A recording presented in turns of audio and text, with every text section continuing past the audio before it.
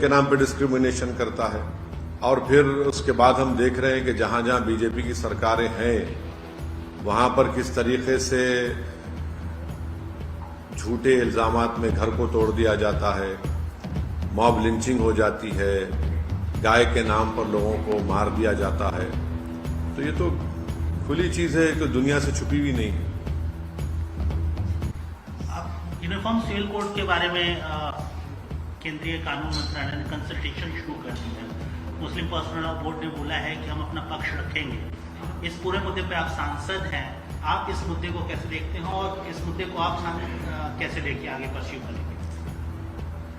पिछले law commission ने जब इसी तरह से ओपिनियन मांगा था तो हमारी पार्टी ने अपनी तरफ से उनको लिख कर दिया था, पूरा एक ओपिनियन दिया था हमने, और उसमें हमने कहा था कि इस देश को यूनिफॉर्म सिविल कोड की जरूरत नहीं है, वो पूरा वहां पर है। उसके बाद उस लॉ कमीशन ने भी कह दिया कि अब यूनिफॉर्म सिविल कोड की देश को जरूरत नहीं है।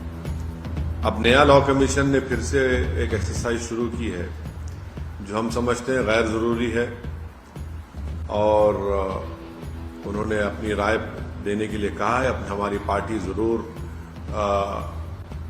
अपने ओपिनियन देगी उनको बनाकर, और जब देगी आपसे इंशाल्लाह आप तमाम मीडिया के जिम्मेदारों से हम शेयर करेंगे।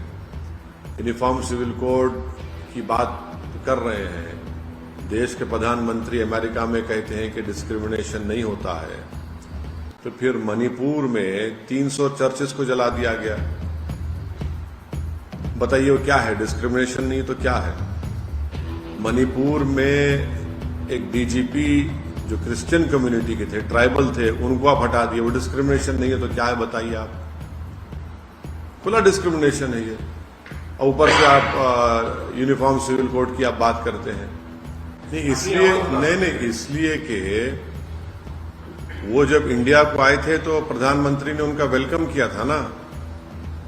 प्रधानमंत्री ने वो मशहूर सूट पहनकर उनको अपने हाथों से चाय पिलाई। प्रधानमंत्री ने बड़ी तारीफ की उनकी।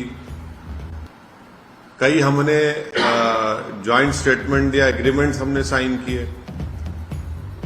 अब जब एक यूएस का एक्स प्रेसिडेंट भारत के ताल्लुक से ये कह रहा है तो फिर उस पर तो सरकार को सोचना चाहिए। और फिर प्रधानमंत्री जब डिस्क्रिमिनेशन नहीं होता की बात कर रहे हैं, फिर मणिपुर में क्या हो रहा है? 300 चर्चेस को जला दिया गया। जो ट्राइबल लोग क्रिश्चियन कम्युनिटी के हैं वो कम से कम 25-30 हजार डिस्प्लेस हो चुके हैं। अभी तक मणिपुर जल रहा है।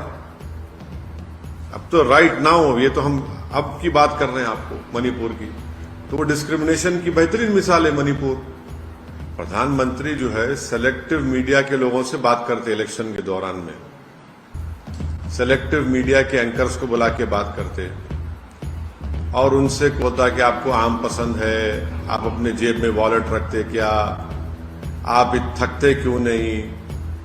तो ये तो सेलेक्टिव बात करते हैं ना। ये बात सही है, प्रधानमंत्री को भी चाहिए कि पूरे मीडिया को बुलाकर बात कर लें और वो उनसे सवालात करेंगे।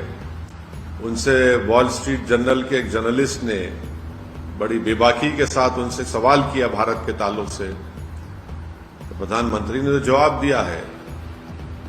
वो तो वो सबका साथ, सबका विकास, सबका विश्वास कह रहे हैं। उसमें जिसको उम्मीद होगी प्रधानमंत्री से उम्मीद रखें, मगर उनका जो 9 साल का ट्रैक रिकॉर्ड किया, उन्होंने तो मुसलमानों को पॉलिटिकली इनविजिबल कर दिया। उन्होंने कंप्लीटली है ही नहीं कोई, ना उनकी पार्टी टिकट देती, ना उनकी पार्टी एम्पावरमेंट करती। और फिर खुद प्रधानमंत्री की सरकार ने इस साल मिनिस्ट्री ऑफ माइनॉरिटीज का 40% बजट कम कर दिया।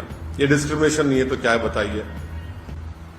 प्री मैट्रिक स्कॉलरशिप को आपने रेस्ट्रिक्ट कर दिया, डिस्क्रिमिनेशन नहीं है तो बताइए क्या है? मौलाना फेलोशिप को आपने बंद कर दिया। अब माइनॉरिटीज जिसमें मुसलमान भी हैं वो अब फेलोशिप पीएचडी नहीं कर पाएंगे। ये डिस्क्रिमिनेशन नहीं है तो क्या है? बताइए आप।